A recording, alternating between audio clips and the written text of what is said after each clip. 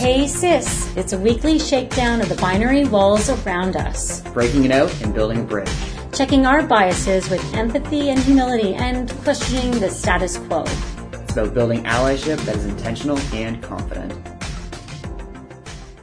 Policies on paper mean absolutely nothing. I hear all the time from other school boards or things when I'm speaking, look at our policy. And I'm like, that's great. What does it say and what does it mean? How have you actually enforced it? Because policies aren't worth the paper they're printed on if they aren't actually enforced.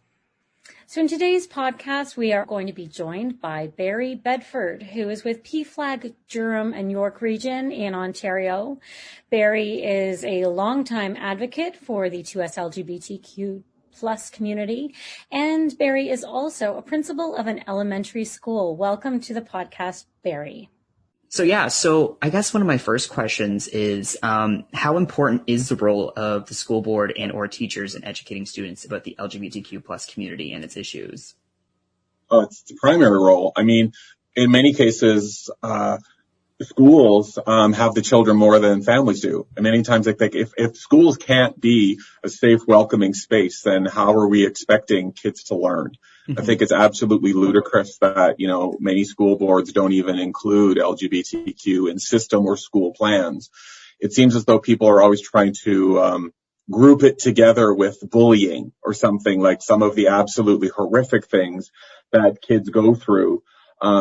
It's not bullying, it's torture. I mean, when you look at what happened to that individual in BC, I mean, that's not bullying. People stood around and watched them be beaten. I mean, that's not bullying. I mean, and if it only happens once, big deal. If you want to use the definition of bullying has to be ongoing and intentional. It can be it's a one-time thing. I mean, still, I think in this day, the LGBTQ population, we're the lowest rung of the thing. The worst thing anybody can be regarding of how you identify, is gay, is the term gay. That's so gay. And it's absolutely abysmal. And I mean, I look at things like coming up like Pink Shirt Day. I mean, its origins were in the Maritimes. Its origins were homophobic. But now, my board included, they put out things saying, it's around bullying. And let's discuss character education. And that's not. We're not going to change anything if you don't actually say homophobia, transphobia, biphobia. That's what it is. It's not bullying. It's intentionally targeting people based on their sexual orientation or their gender identity. And if we don't say it, we're hypocrites at best. Yeah, I think you said it very perfectly. And I genuinely, I didn't, of course I know about the Pink Shirt Day and everything. But yeah, because so many, especially educators, kind of rephrase it and don't use it as kind of like a LGBTQ awareness day, because that, as you exactly just said, that's what the core of it, what it was about. It's just kind of like an over-encompassing bullying, anti-bullying day kind of thing. And when school boards do mark days that are somewhat, focused on the 2S LGBTQ community, it's typically Trans Day of Awareness, very important.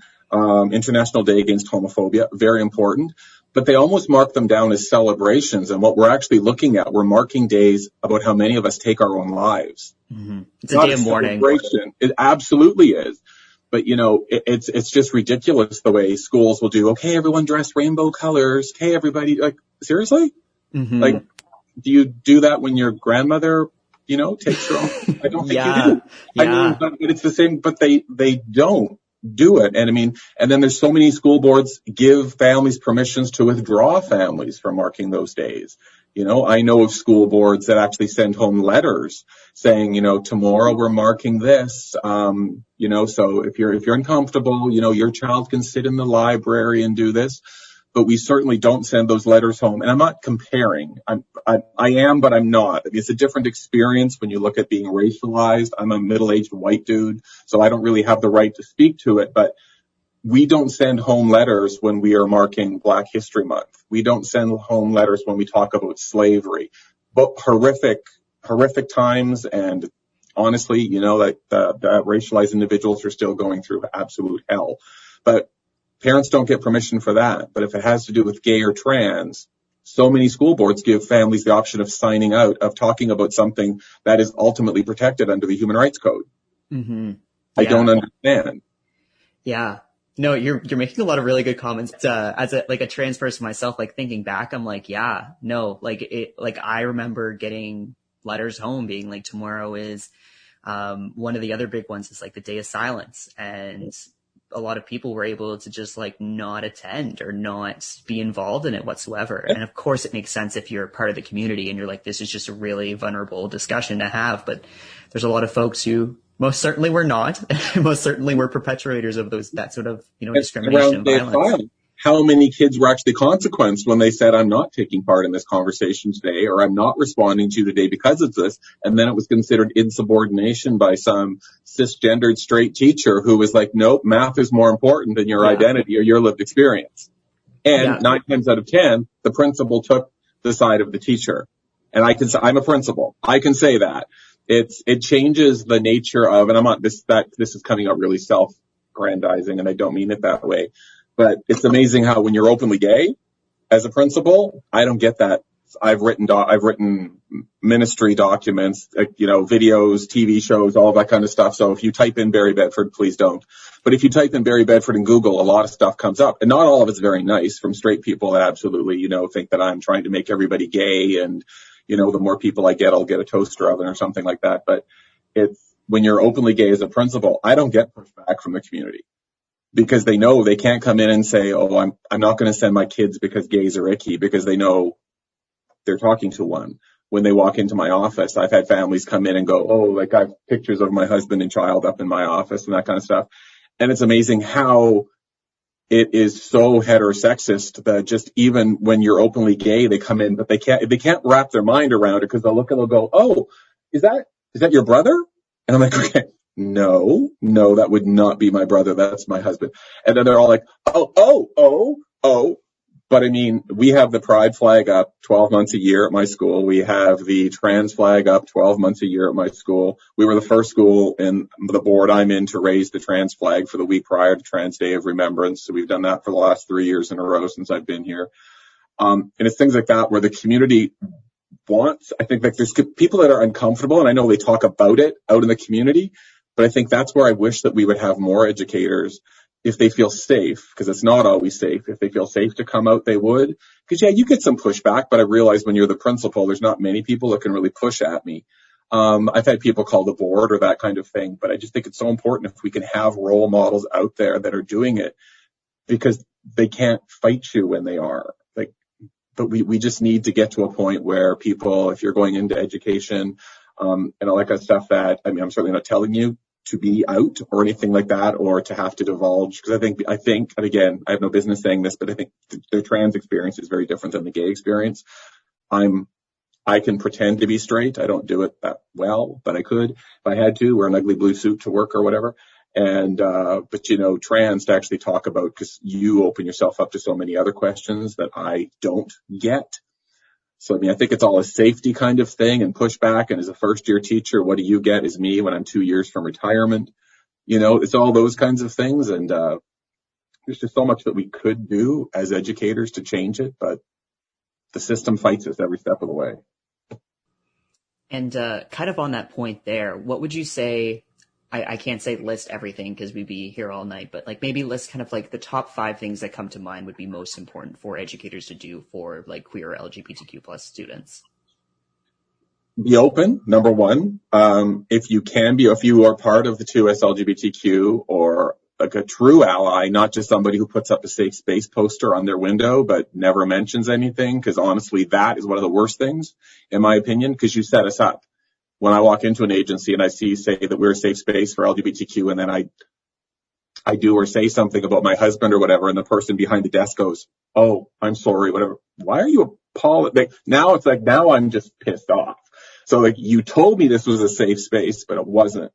So I think the most important thing is to us, we need to, if it's safe for us to do, and if we have a support network and things like that, be open and be out. Because I can speak for myself, like growing up, being in high school, being in like school in the 70s and 80s, I know some of my teachers or admin must have been gay, but I certainly don't know of any. I mean, there was the whispers, that, he lives with another man, or that woman phys ed teacher is really, kind of strong, there'd be those little insinuations about all of the, the binary stereotypes, but I knew nobody. So I didn't know I didn't know this was ever an option for me. Like, this isn't what gay people did.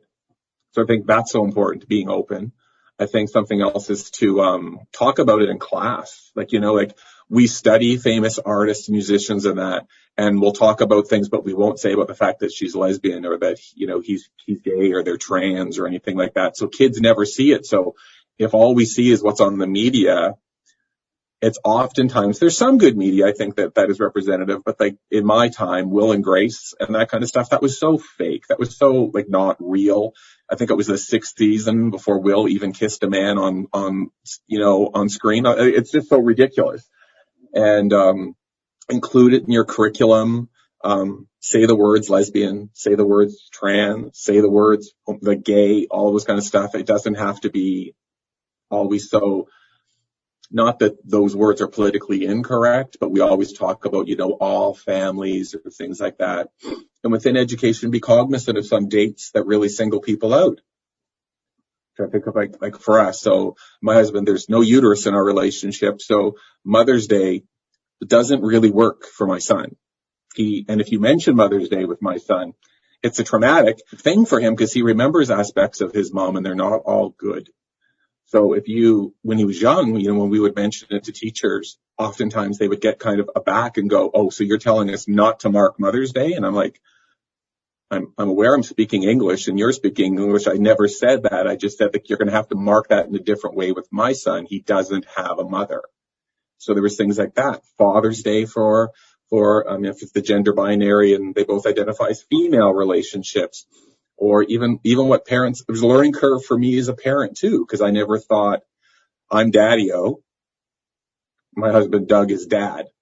So that's how our son marks us. But I never thought that I need to tell the school that, because when our son was in kindergarten and he got hurt, I didn't believe he was hurt. I thought the little dude was like, saying, I'm like, okay, well, tell him if I come and get him.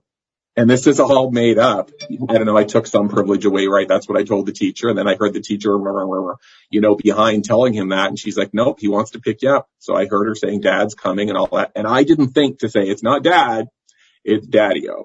Well, I showed up and Jaden had a meltdown at the teacher saying that she lied. That's not dad. You said dad was coming because, my partner's a much more giving father. I'll just say that, so when Jaden thought dad's coming, yay, that means a stop at Dairy Queen on the way home and blah, blah, blah. Then I showed up and I was like, oh, I got to wear that one because the teacher looked and like, who are you and what's going on? And I'm like, yeah, no, I'm daddy-o. So yeah, had to show some ID and things at that point, but it was, and fair enough. But I mean, there's curves that way. Be cognizant of forms and things like that, because to this day, it's 2021, I still get home forms, that say mother, father. I'm like, why are we still doing that?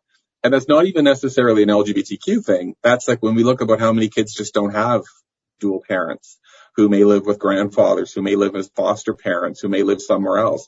Just put, the guardian 1, guardian 2. If you want to put mother, father after that or whatever we are, by all means. But why are we constantly re-traumatizing families that don't fit into what was considered the norm? And honestly, nowadays, the norm isn't every child has a mother and father. That's not the norm now. So I think we need to recognize that. People need to be allies. We need people who are not part of our community defending it. I get exhausted always being the voice of the gays.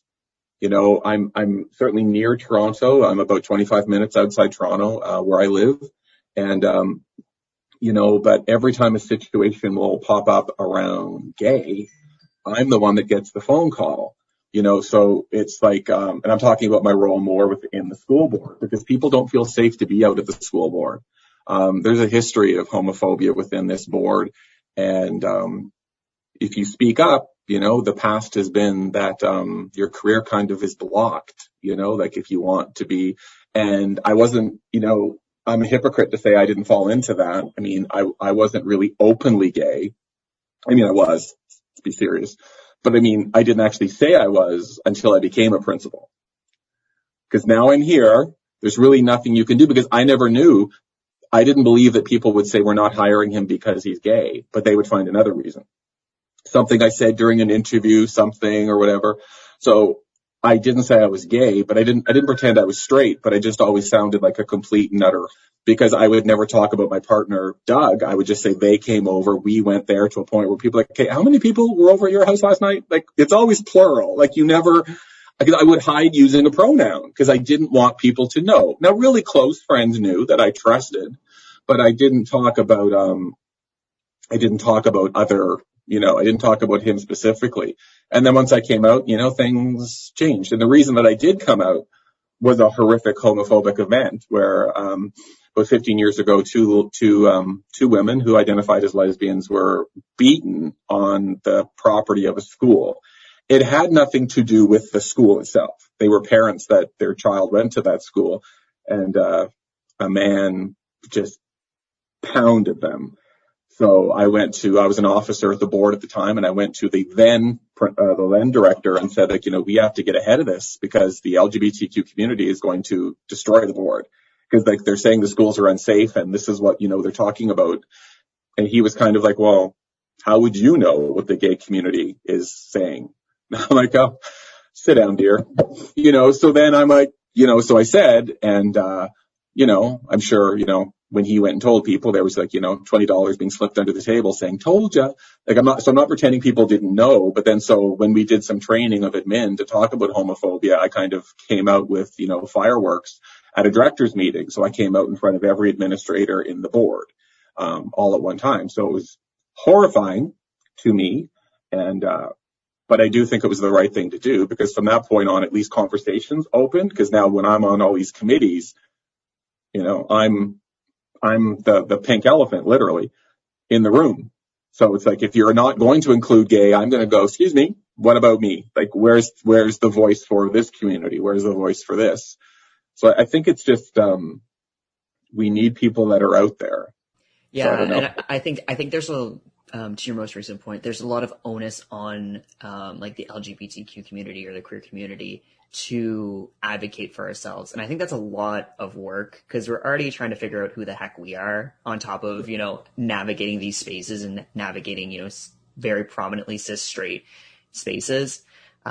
So yeah, I thank you so much for sharing. Like, that was a very amazing story. Like, I appreciate it whenever people share their backgrounds of like kind of how they came out, especially folks who are later on in their life. Cause I find yeah, as difficult as it is for people to come out when they're kids, I find honestly it's probably even harder when you're older, especially already in your career, in your workplace, because you're experiencing a total different field of discrimination there. So I appreciate that. Well, it's the hiding, staff meetings and all that. Everybody else comes with their partner, their spouse, whatever, and all that kind of stuff. I never did. I usually didn't go. And then you're tagged as being, arrogant or standoffish. And I'm like, well, no, it's just, I don't need the discussion to be about us. Oh, look, he is, that's what his husband looks like. That's what I'm like, okay. There are things that straight people just don't ever have to go through. Or, if, as an educator, if, of a heterosexual man, his wife shows up at school because he forgot his lunch bag or something like that and hands it to him, gives him a peck on the cheek and walks away, everybody will go, no. If my husband, who is 6'2", walks in and all this kind of stuff and gave me a kiss, I don't know that would be the reaction, because all of a sudden everything would be, so it's just, yeah, I'm secure, like we own our house. I've got a job, everything is going really well for me, but there's still always in the back of your mind, because what I find now, it's not that I'm afraid of the homophobia. It's my son gets it, because they're like, oh, you're the one with the gay dads, to a point where my son's vice principal, actually a couple years ago, my son was lucky at fault. I'm not saying he was innocent in this. He did something where he ended up being called fag on the schoolyard. So he went and told the vice principal, look, these guys are doing this to me and all this kind of stuff.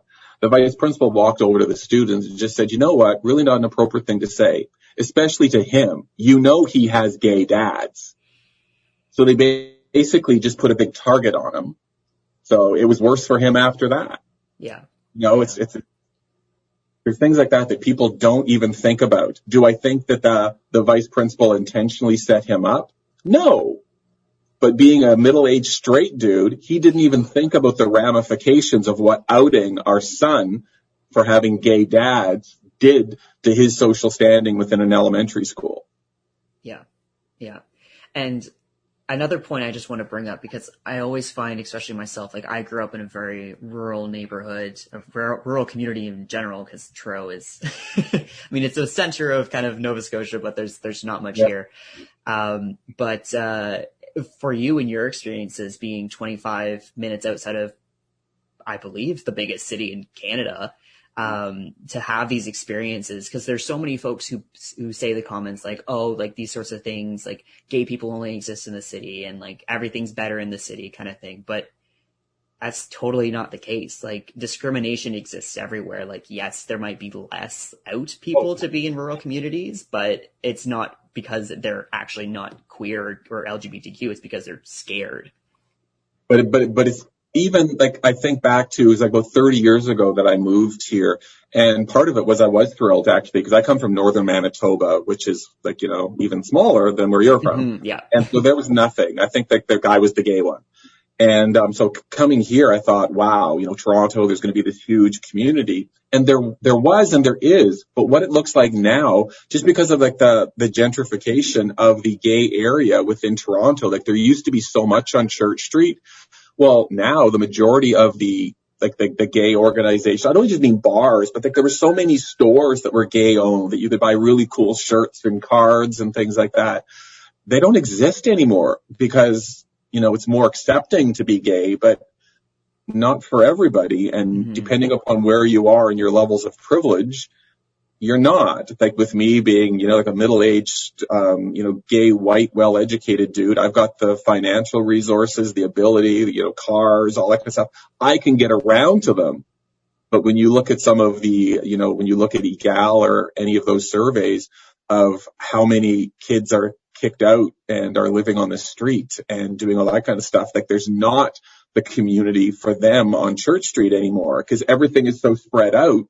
There's nothing anymore, not in that capacity. Like it's not the image, like what people think that Toronto or Vancouver used to be like for gay. It's completely different now.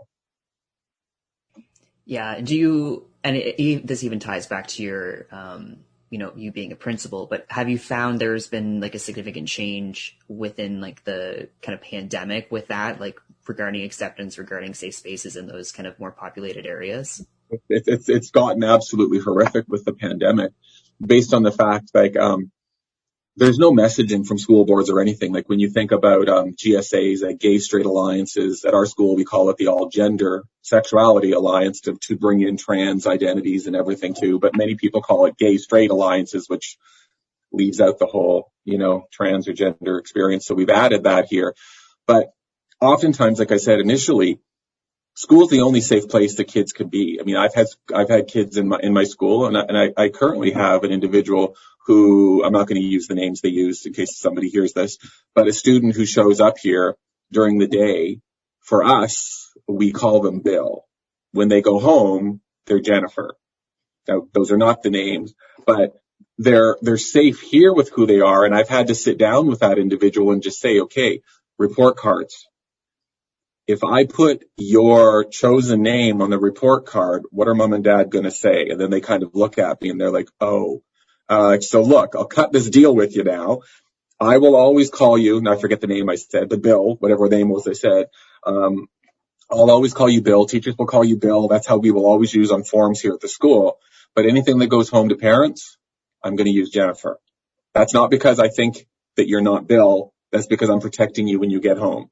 When you're willing to have that conversation with your parents, I'm right beside you.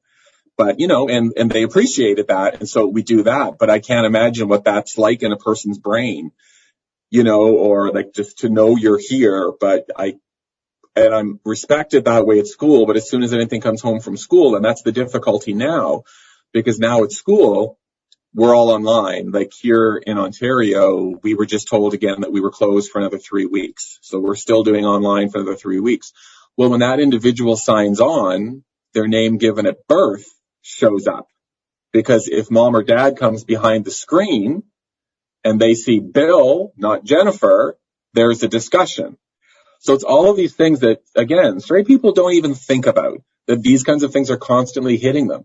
How important the all gender sexuality alliances were to those kids, because for those periods of time in school, they could get together and they didn't talk, because everybody seems to think that, when they get together, we talk about gay things. I don't even know what a gay thing is, but they don't. They get together and they talk about anything. They're talking about gaming. They're talking about like what TV show they like or don't like, because during that time, they don't have to hide who they are. They are just who they are, and they're talking with other people who really don't care about their identity, or at least respect their identity or their sexual orientation. And during the school closure, we have many kids that are in their home with homophobic or transphobic people who don't accept who they are, and they have no escape. Because we're also in a lockdown order right now in Ontario, where we're not even supposed to be leaving our houses. So if you could, and maybe you could, I don't know what your family situation was like, but I can't imagine what it would be like to have to be at home where you can't be yourself at any point of the day. I mean, I want to believe that they can at least think, okay, I'm going to have to get through the weekend, but on Monday, I'm Bill again. Or on Monday, I can go and sit down beside my girlfriend, even though I identify as female, and nobody, and mom and dad don't have to know, or or just dad or whatever. None of that has to happen. But now since March, like it's almost been a full year now, some kids are basically in homes that I'm sure their parents love them, but they love who they think their child is, not who their child truly is, because they're not open to that discussion. So the pandemic has been horrific. Yeah, I like that comment there, that they love who they think that their kid is, because that's so true. Like, I'm a trans person myself, and I'm very, very fortunate that my entire family was super accepting when I did come out, and they were just kind of like, oh yeah, we knew, like, there's no, guessing there. But I know so many people, like, especially like trans kids. I've done a lot of work in the past, going into schools and just being like, hey, I'm a trans person. This is what I look like. This is what I like basic things about myself, just so that kids start to associate, like, oh, trans people exist here. Yep. And there are trans people in the world. They're not just looking at a computer screen every day. But it's really hard to get that right now, because the only way for us to communicate and to have those safe spaces is online. And exactly as you said, like, if Bill goes by Bill and wants to go by Bill, but maybe their family doesn't know they go by Bill, like, how do they navigate those spaces? They can't have those safe spaces. So we're really missing out on that. And they can't even have open conversations. Pflag will do like an evening session for youth, and I'll see that certain kids aren't coming on. And so, you reach out to them and you're going like, well, why aren't you coming on? And they're like, Bedford, you don't get it. And I'm like, I don't get what? And they're like, I can't meet with a whole bunch of gay people at home because my dad could walk by the computer at any time. So I have to turn the camera off and turn my mic off. I can listen to you guys, but as soon as my dad walks by, I have to flip screens and look like I'm playing Minecraft. Mm-hmm. I can't really participate, because it's fantastic that you guys organize this so I can listen to others. I can't speak up. I can't show my face. I can't be known, because if my dad sees, it's not going to be pretty. And I'm like, wow, yeah, you're right. I didn't even think about that. Yeah. So there's just so many things that kids, now, I think, is it better than it was when I was growing up in the 70s? Yeah, it's incredible. There was nothing when I was there. There's a lot more now, but it's certainly not perfect. I mean, we live in a society that is absolutely riddled with homophobia and transphobia. I mean, it's you can have pockets of accepting people, but you certainly don't have communities of accepting people. Yeah. No, absolutely. No, I'm just thinking about, from the school aspect, how important it is for families, for kids to stand up for themselves within schools, because, if the law is, under the Human Rights Code, when an individual says they are a gender other than what they were identified with at birth, they are. It's not, you don't need parents' permission for that. If anything like that, human rights doesn't start at 18. Human rights start at birth. It's kind of thing. So teachers need to appreciate and be open to those discussions without going, oh, I have to call your mom if you want that as a name. I have to call your dad, or whoever their guardian is. That's not the way it works. They have to be aware about the fact that policies on paper mean absolutely nothing. I hear all the time from other school boards or things when I'm speaking, oh, like, look at our policy. And I'm like, that's great. What does it say and what does it mean? How have you actually enforced it? Because policies aren't worth the paper they're printed on if they aren't actually enforced. So many school boards will say, oh, yes, well, we have the equity and inclusive education policy, but they still don't have a GSA. They say that they have a policy, but racial epithets will be addressed and disciplined as they should be, but call somebody something related to their gender or sexual orientation. And boys will be boys. They didn't mean it that way. There's things like that. There's these double standards about how guys should just, and I hate this term, but just man up. Big deal. If somebody says you like to roll on, like they didn't, better. And school for some kids is hell. And educators wonder, why. I mean, we have within our board, we have it's kind of an alternative school. But when you look at the population of that school, predominantly racialized, Indigenous, gay, and trans. So it's not that because we have to either go one way. We either have to say that all of us who identify under that need extra help and we're really not that smart, which I disagree with, or we've been pushed out of the system. The system failed us, and I think it's fantastic when boards have programs to build them up. But why is it the people that are marginalized, we come out of the closet to be put in our own school? Instead of how about the people who are bullying and who are making our lives hell, how about they're put into a small class placement? Not those of us who are just trying to get through the day, who want to see ourselves represented within books, who want families, like for me as a gay dad, I would just be so thrilled if I didn't have to every year fight my kids' school about gay, being disrespected, about homophobic practices. I mean, like we've had our kids' school, at Christmas, they were going to do a fundraiser for blatantly homophobic organization. And I'm like, why do I have to keep bringing this up? Why do I have to keep saying this? It's 2021 now. Like, people know that this organization is homophobic, but yet, oh well, and then when we raise it as an issue, what you hear from the school is, man, those gay dads are high maintenance. Well, I guess we should just continue to take homophobia. And I'm just at a point now where I'm old, I'm crotchety, and I'm not going to. So I think if my actions from where I am, privilege-wise, can make things better for kids coming up after me, I will continue to fight this every step of the way. Because I wish there had been somebody 35 or 40 years ago that did it for me. Yeah, I think that's key. And to your point before, too, there's a huge divide between, I know especially within Halifax here, a lot of the private schools, of course, there's like crazy religious private schools. I'm exempting those from this, but a more accepting schools are usually the private ones. So there's usually a huge socioeconomic barrier too with youth who might be, a member of a marginalized community that want to be in an accepting environment, but then their parents have to kind of pay the price for being in an inclusive space and having to pull them from public schools, put them into private schools. Well, no, but that's exactly. I mean, if if you're in a privileged position and you can fight the school, or those private schools are going to be as supportive as the families want them to be because they need their money. Exactly. Public schools don't need money. So what oftentimes happens within public schools is they're going to go, okay, this one family who we know is gay is going to fight us on this. Let's weigh the odds. I can deal with fighting them, or if we really do this equitably, there might be 9 families that are homophobic are going to fight us. Which side do I want to fall on? So I've just found oftentimes they just fall on the side of being homophobic. Not that I think the admin is necessarily homophobic, but their practices are. Yeah. And I think kind of as we've seen historically, and I'm not going to try and get too political here, but a lot of folks who are along the side of being more conservative are significantly more vocal about not liking something than individuals who are more diverse, because we've been so used to being marginalized. We've been so used to being quieted down that we're like, okay, we can just take it and tolerate it and keep going. But those folks, so help my God, the one time that they're marginalized or there's no one agreeing with them, blow the roof off the building.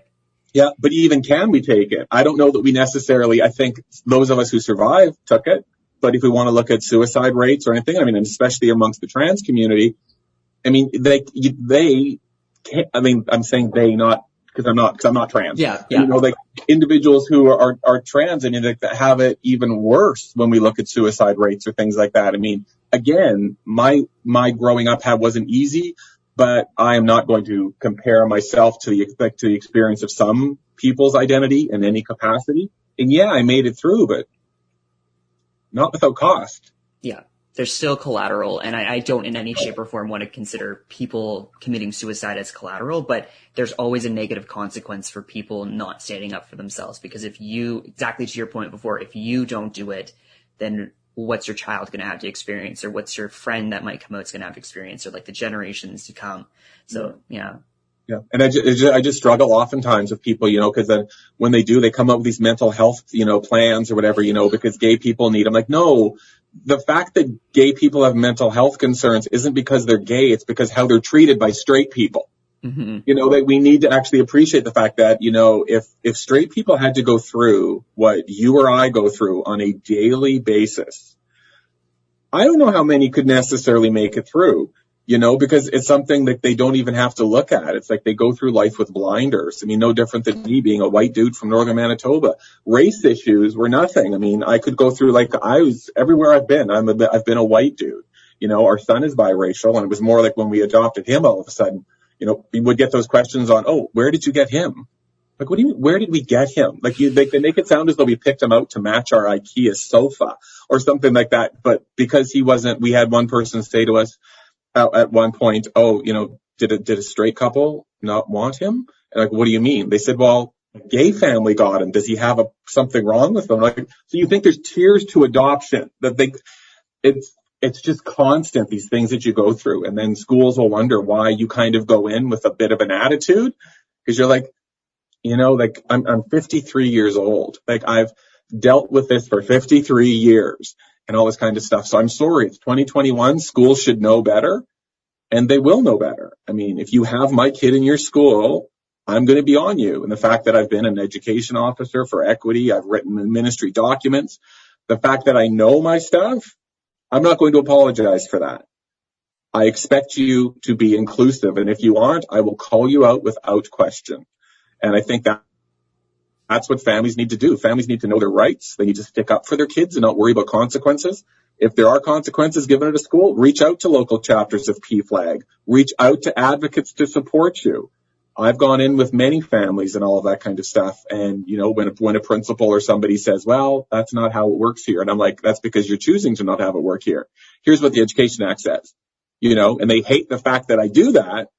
But I'm sorry, somebody's got to start sticking up for those people who have historically not had a voice. And if those of us who have the privilege and the power to do it don't, nothing's going to change. And just a quick question here too. What's, I guess, something on kind of a principle or like higher level that you do personally that you find has the most impact on your teaching staff underneath you that helps with us, like helps inclusivity? They know I've got their back. So they know that when they take out a book that has gay characters, when they want to bring in a guest speaker who happens to identify as trans, they're like, no problem. And initially, I think when I said invite me, they were like, oh Lord, he wants to. I'm like, no. It's not because I'm evaluating or knowing. It's if a parent calls in and they have a problem, I can say, what was your problem? I saw the whole thing. Then all of a sudden what's the issue? I also bring in people that happen to be trans or something, but they don't come in talking about trans. They happen to be trans, but they come in talking about their job. So when we do job fairs or things like that, you know, when you become a teacher, I'll bring you in and you'll be talking about teaching. If you choose to tell people you're trans, you knock yourself out. I'm not going to, not my story to tell. But you might say it or somebody might ask you something, at which point you do. And then they're like, wow, did you know trans people could be teachers? Did you know? So it's more around those things. I use my resources. I use money that I have. I make sure that within the school library that I have, because trust me, my kids' library didn't have it. There are books that have positive trans role models, that have positive gay, lesbian, asexual, you know, everything like that. But it's not story of the week. They just happen to be in the books. We intentionally buy, we support. So when we buy books, we do book clubs all the time here at my school. I intentionally buy through a smaller gay-owned business because Amazon and Chapters don't need my money. to do those kinds of things. So you're actually supporting, marginalized communities. When we were buying books around the Black community, we bought from Black-owned bookstores. So you're supporting that. I think you have to put your money where it is. We produce huge resources here. We have 5-foot posters all over saying, at the name of my school, you are supported regardless of your gender identity, your gender expression, your sexual orientation, your racial identity. So when families and kids walk in, they're like, okay, we have information up around LGBTQ all year, not just in June. They see it all of the time. I'm open about my husband. I'm open about my child. So kids just see that it's okay. This is normal. People can be that way. I mean, he is. The principal is okay with this. I speak at the GSA meetings and things like that. I mean, I think there has to be, when teachers know that you have their back around those things, then they're willing to step out. Because I know as a teacher, some of my administrators would not have had my back if I came out being gay. Because they would have said, well, why did you have to tell them? Why do they need to know what goes on in your bedroom? Because that's all gay people do, apparently. But that's the theory. So, I mean, I think just by walking the talk of inclusion, it just makes, I've had families say how they're, and it's not because of me. It's because it's not Barry Bedford thing. It's because of a gay guy. And I would put in this place, it would be the same if it was a lesbian or an openly trans person or anything, where their kids who are gay came home and say, I finally feel safe at school. Gay teachers have told me, okay, this is a relief because now it's not everybody comes to me. Every time something in a staff meeting was around gay, everybody looks at them. Well, now I'm the one saying it, so there's things like that. I just think you have to have teachers' backs. Yeah, no, absolutely. And the fact that a lot of cis straight people don't realize that, for instance, I'm trans. I work within science communications and communications in general. A lot of people don't realize that queer and LGBTQ plus people have jobs and they have lives outside of being queer or LGBTQ. And to your point before, the fact that you're bringing in people organically because of their skill sets or because of the information that they bring, in addition to the fact that they are also trans or LGBTQ, gay, what have you. I think that is so important because so often I just think of it most importantly in media, whenever there's a trans character or a gay character, that is their only personality. That is all that they're encompassed about. And we need so much more representation globally of individuals who are just carpenters and are also lesbian or plumbers and are also gay, those sorts of things. I think media, half the time when on a TV show or something, it's a trans character or, maybe it was Laverne Cox, but it was cis person pretending or acting as a trans person. Or if it's a gay person, they just pick, the straight person who acts gay, Mm-hmm.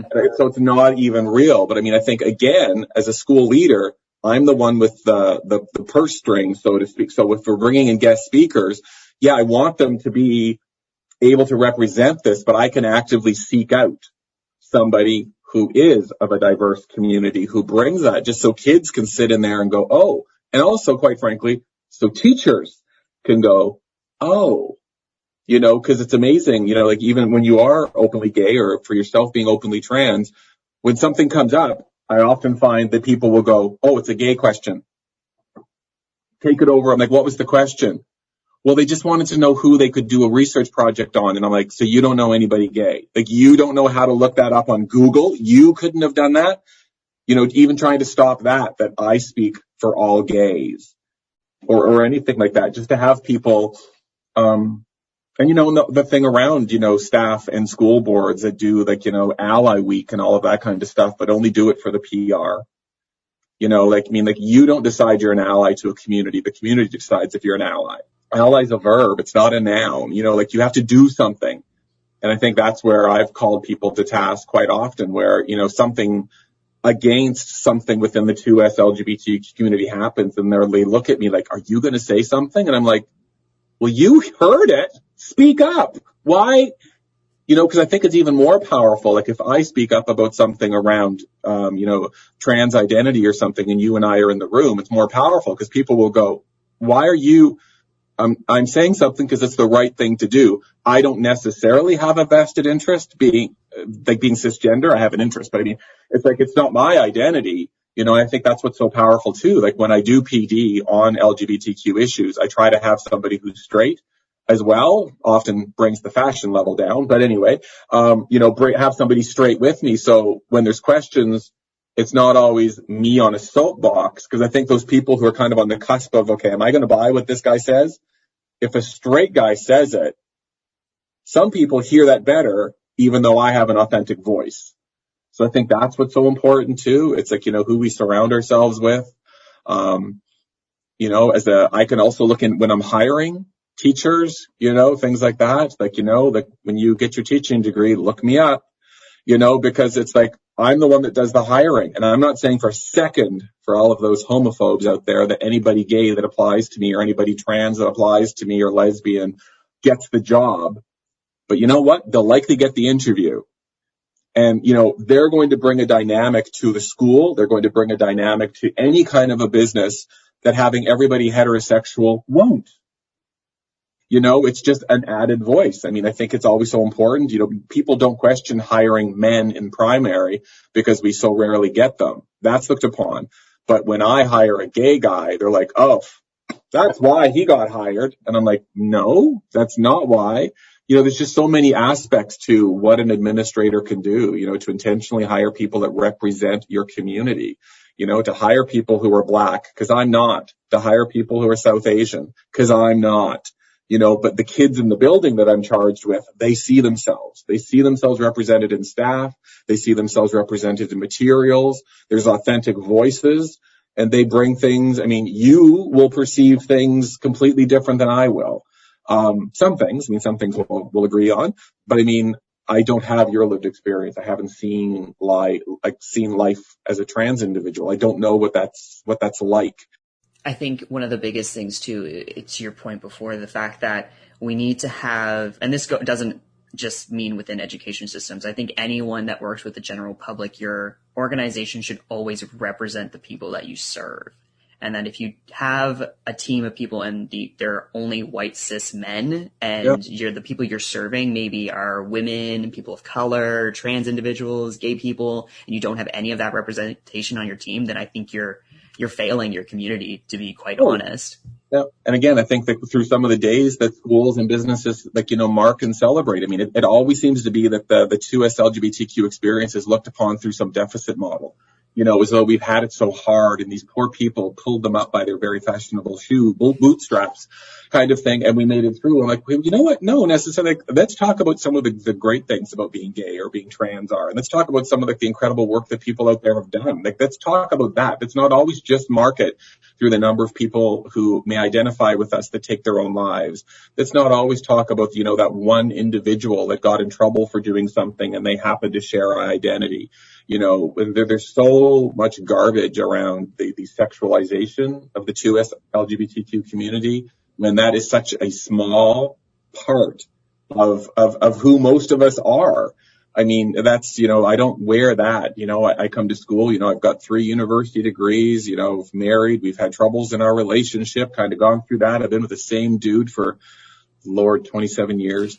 And, going through troubles of raising a son who is more attitude than flesh, we go through all of that. But when people say that you're gay and you're an administrator, so what's that like in the school?